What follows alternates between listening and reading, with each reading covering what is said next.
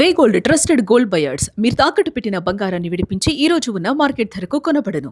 నమస్కారం గురుగారు. మహాదేవ శ్రీమాత్రే నమః. గురుగారు, పారిజాత పుష్పాలకి అయితే చాలా ప్రత్యేకత ఉంటుంది కదా మన సంప్రదాయంలో. పారిజాత పూలను ఎందుకని మనం చెట్టు మించులు కోయకూడదు గురుగారు? మన ఈ యొక్క హిందూ సాంప్రదాయంలో అనేకమైనటువంటి పుష్పాలు కలవు.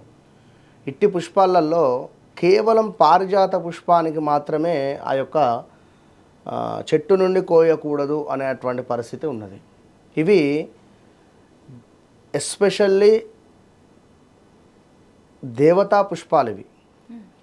అంటే ఇప్పుడు చిన్నపిల్లల వద్ద నుండి ఏదైనా మనం తీసుకోవడం వేరు, గుంజుకోవడం వేరు.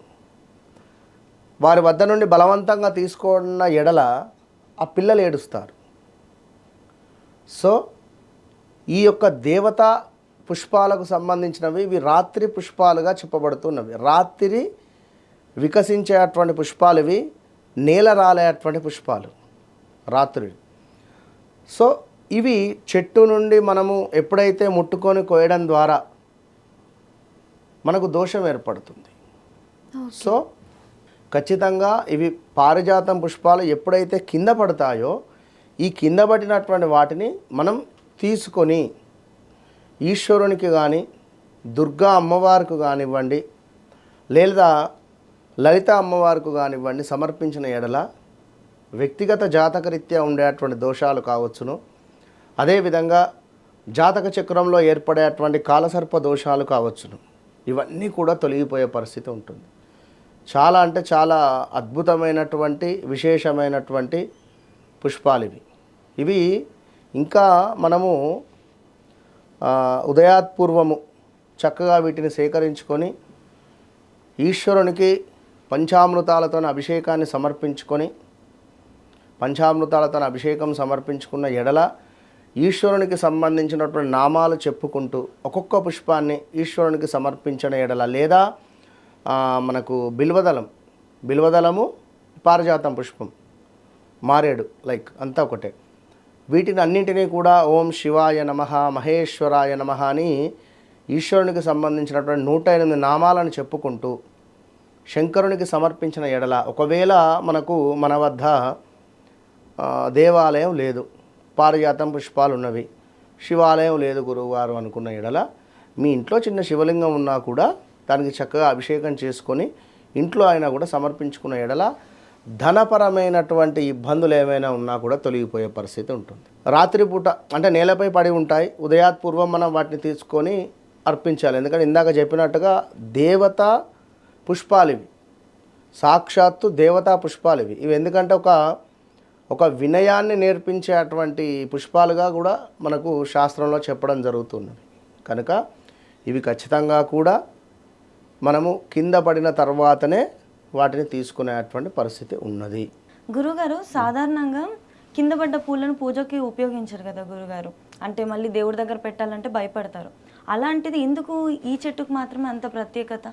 కింద పడినవి నేను అదే చెప్తున్నాను, సాక్షాత్తు దేవతా పుష్పాలు ఇవి. కింద పడడము అంటే ఇప్పుడు మనకంటూ ఒక జ్ఞానం అనేటువంటిది ఉంటుంది. కింద ఏదో మనకు అక్కడ చెత్త ఉన్నది, లేదా అక్కడ ఏదో మనకు లైట్ ఒక మురికి కాలువ ఉన్నది అనుకుందాం, అక్కడ అవి పడ్డవి మనం ఎట్లా తీస్తాము?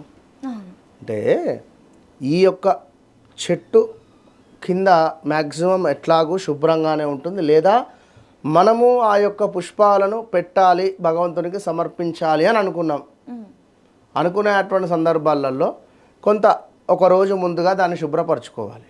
శుభ్రపరచుకొని కుదిరితే అక్కడ ఏమైనా ఒక క్లాత్ కానివ్వండి, లేదా ఏమైనా ఒక ఆసనం లైక్ ఏమైనా దర్భాసనాలు కానివ్వండి, లైక్ ఏమైనా అక్కడ ఒకటి సమర్పించిన ఎడల అందులో పుష్పాలు పడతవి. మనము అందులో నుండి కొన్ని మంచి పుష్పాలను తీసుకొని భగవంతునికి సమర్పించిన ఎడల మంచి ఫలితం ఉంటుంది. సో మొత్తం మీద ఒకటే చెప్తున్నాను, పారిజాతం పుష్పాలు అంటే సాక్షాత్తు అది భగవంతునికి సంబంధించినటువంటి చెట్టు. సో పారిజాతం రాత్రి పువ్వు అని అనడం జరుగుతున్న దీనిని మనకేమిటంటే ఇది దేవతలకు ఇష్టమైనటువంటి పుష్పంగా భావించేటువంటి పరిస్థితి ఉన్నది. అదేవిధంగా ఇది నేలపై పడిన తర్వాతనే దేవుడికి అర్పిస్తూ ఉంటారు అనేటువంటిది కూడా చెప్పడం జరిగింది. నేలపై పడేటువంటి సందర్భాలలో కొంత శుచి శుభ్రత అనేటువంటిది మనము చేసుకునేటువంటి పరిస్థితి. ఇక అదేవిధంగా చెట్టు నుండి మాత్రం కోయడం అంటే మాత్రము సాక్షాత్తు మనకి ఇక్కడ దేవుడి పుష్పాన్ని బలవంతంగా మనము దాన్ని కోస్తున్నామని అర్థం. కనుక అలా ఈ పారిజాత పుష్పాన్ని కోయకూడదు. చామంతి పుష్పాలు ఉన్నవి, మందార పుష్పాలు ఉన్నవి, లైక్ గులాబీ పుష్పాలు, ఎన్నో రకరకాలైనటువంటి పుష్పాలు ఉన్నవి. సో దానికి పారిజాతానికి మాత్రమే ఈ విధంగా ఉంది. ఇది నేలపై పడినటువంటి పూలే ఎంతో విశేషంగా మనకు శాస్త్రంలో చెప్పడం జరుగుతూ ఉన్నవి. కనుక పారిజాతం సంబంధించినటువంటి దానికి సంబంధించింది ఇది పరిస్థితి. గురుగారు, ఇది ఏ దేవతకి వారి దేవుడికి చాలా ప్రీతికరమైన పుష్పము? ఈశ్వరునికి ప్రీతికరమైనటువంటి పుష్పం ఇది. ఈశ్వరునికి ఎంతో ప్రీతికరమైనటువంటి పుష్పం. ఇందాక మనం మొదట్లోనే చెప్పుకున్నాము, పంచామృతాలతో ఈశ్వరునికి అభిషేకం చేసిన ఎడల, ఈశ్వరునికి సమర్పించిన, లేదా పార్వతీ అమ్మవారికి సమర్పించిన, దుర్గా అమ్మవారికి సమర్పించినా కూడా బాగుంటుంది. ఎస్పెషల్లీ ఈశ్వరునికి మాత్రమే ఇది. ఈశ్వరునికి మాత్రమే అంటే కొందరు వెంకటేశ్వర స్వామికి పెట్టుకుంటారు. మరి పరిస్థితి వారిది, అందరూ ఒకటే. కనుక ఇది దేవతా వృక్షంగా చెప్పబడుతూ ఉన్నది. కనుక ఈ పుష్పాలు విశేషం. గురుగారు, ఇది ఇంత పవిత్రమైన చెట్టు కాబట్టి ఇది ఇంట్లో మనం పెంచుకోవాలి అనుకుంటే, సాధారణంగా వీటిని మనం గుడి పరిసరాల్లో ఎక్కువగా చూస్తూ ఉంటాం కదా, ఒకళ్ళు ఇంట్లో పెంచుకోవాలి అనుకుంటే ఎటువంటి నియమాలు పాటించాలి? ఇది ఇంటి దగ్గర ఉండడము చాలా అరుదు. ఇంటి దగ్గర ఉండడం చాలా అరుదు. ఒకవేళ ఉన్నట్టు అయితే దానిని ఎప్పుడు పడితే అప్పుడు ముట్టుకోవడం కానివ్వండి, దానిని ఏ విధంగా పడితే ఆ విధంగా దాన్ని చేయకూడదు. ఇప్పుడు ఉసిరి చెట్టు, అదేవిధంగా మారేడు చెట్టు, అదేవిధంగా పారిజాతం చెట్టు, ఇవి దేవతా వృక్షాలు వాస్తవానికి. ఇప్పుడు తులసి చెట్టు ఉంది, ఉదయం వెళ్తాం, దీపారాధన చేస్తాం, ప్రదక్షిణ చేస్తాం, ఇంతే. స్త్రీమూర్తులు ఉన్న సందర్భాలలో దాన్ని ముట్టుకోవడం కానీ, ఆ పరిసరాల్లోకి వెళ్ళడం కానీ నిషిద్ధము. అది ఉన్నటువంటి సందర్భాలలో మాంసము ఇంట్లో వండడం కానివ్వండి, ఇంట్లో కొంచెము గొడవలుగా ఉండడం కానివ్వండి, ఇలాంటిది ఏది చేయకూడదు. ప్రశాంతంగా ఉంచుకోవాలి. సాక్షాత్తు దేవతా వృక్షం అని చెప్పినప్పుడు మనము మన ఇంటిని ఒక దేవాలయంగా చూసుకోవాలి. గురుగారు, ఇంకొక చిన్న సందేహం. ఇప్పుడు తులసి చెట్టు వల్ల ఇది కూడా ఒక పవిత్రమైన చెట్టు కాబట్టి మనం తులసి చెట్టుకు పూజ చేస్తాం కదా, దీపారాధన కూడా చేస్తూ ఉంటాం. అలాగే పారిజాత చెట్టు కూడా చేస్తారా? చేసుకోవచ్చు, ఖచ్చితంగా చేసుకోవచ్చు. పారిజాతం పుష్పాలకు విశేషమైనటువంటి ఫలితం ఉంటుంది. పారిజాతం చెట్టు వద్ద దీపారాధన చేసినా కూడా చెప్తున్నా కదా, మనకు రాహుకేతువు సంబంధించినటువంటి దోషాలు మ్యాక్సిమము తొలగిపోయే పరిస్థితి ఉంటుంది. ఇది మనము సాధారణంగా దేవతా పూజకు వాడుతున్న పుష్పాలు ఏవైతే ఉంటాయో, చామంతి, రోజా, ఇవేవైనా కూడా అండి, అవి స్త్రీలు అలంకరణ కోసం కూడా వాడుతూ ఉంటారు.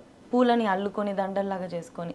ఈ పుష్పాలు ఓన్లీ దైవ పూజ, భగవంతునికి మాత్రమే సమర్పించేటువంటి పుష్పాలు ఇవి, దేవతార్చనకు సంబంధించినవి, అంతే.